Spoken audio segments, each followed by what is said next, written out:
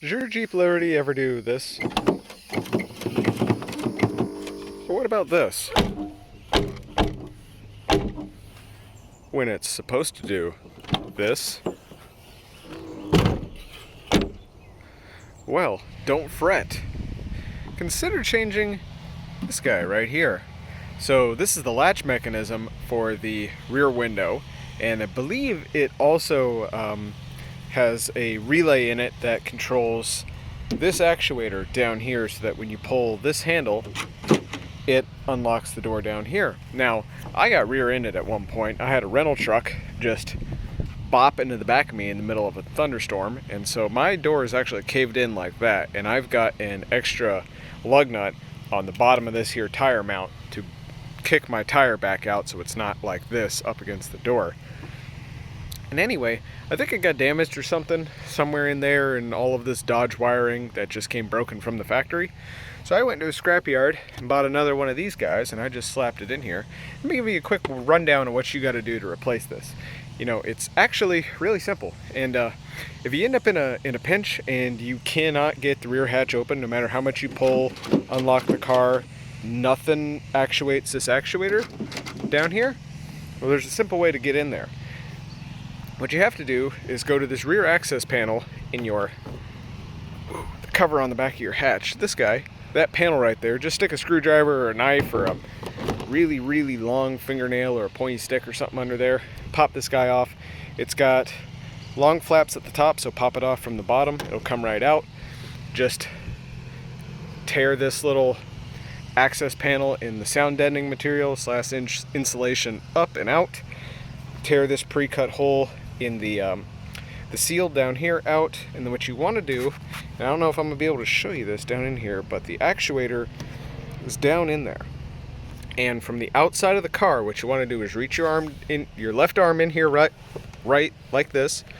Reach down in here and feel around until you find the arm that controls the handle. You twist, or if you do something with that arm, I forget which direction it is, but it's the handle that controls the lock. And you can pull on this handle and you can feel it move. Once you get your hand on that, if I can find it again, there it is. Anyway, she's buried down in there. Once you get your hand on that, I might as well just tell you with my hand out of the thing. Once you got your hand on that, there's a little arm that goes in, there's a metal rod that goes down like this and connects to an arm. Run your fingers on that, run it to the back, and then lift it up, and there's a little recess. You can pull your fingers down in there, and there'll be a little lever there. Pull that lever out, and that'll unlock this door, and then you can open it. That's the only manual way to unlock this door, because this is an electronic door actuator. So if that doesn't open, that's the only way that this actuator will open, unless you have some sort of magic electrician skills and can force it to do so. But you have to reach your finger in there, get it on that arm, and then this is the lever. You have to pull it back towards you. Let me see if I can show you that somehow. I don't think I can show you through here very well, but I'll give it a shot. Alright, this is the best I can do. You see that little white flappy guy right in there? That white lever that's pointing down? That's what you need to pull. Nothing else matters on this entire actuator. You got to pull that little white thing. But you want to get your finger right here on this little arm right here. You see this metal rod going up? Run your hand down there until it bottoms out on that brass, this straw-colored brass body of the actuator. And there's a little recess, and you'll fall in there, and your finger will be on a lever. Pull that, that'll open the door. But anywho, if you want to replace this actuator for the window latch, it's actually pretty simple. This is just held on with clips, so you just jam your hand right underneath here and just yank. And these little white pins, which I have already, these like to stick in here like this, and they take an ungodly amount of force to get back out.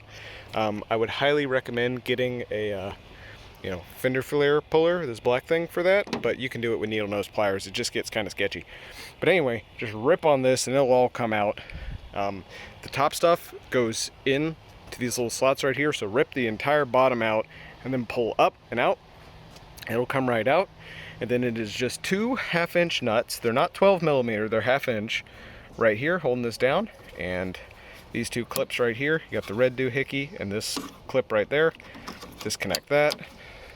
This one over here just has the press-in connector. So disconnect both of those, take those 2 1/2 inches out, pull this off, put it back on.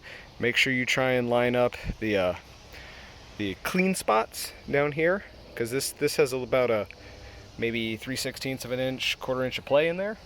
Line it up appropriately, pull it back out, slap the new one on, and you should be good to go. You just gotta put this sucker back on, and the only thing that'll really hang you up there are the little white clips. Anyway, hope that helps. Like the video, go down there, like it, comment, tell me you know, another way that you figured out how to fix this in this hot mess of Dodge wiring, and yeah, till next time, I'm out.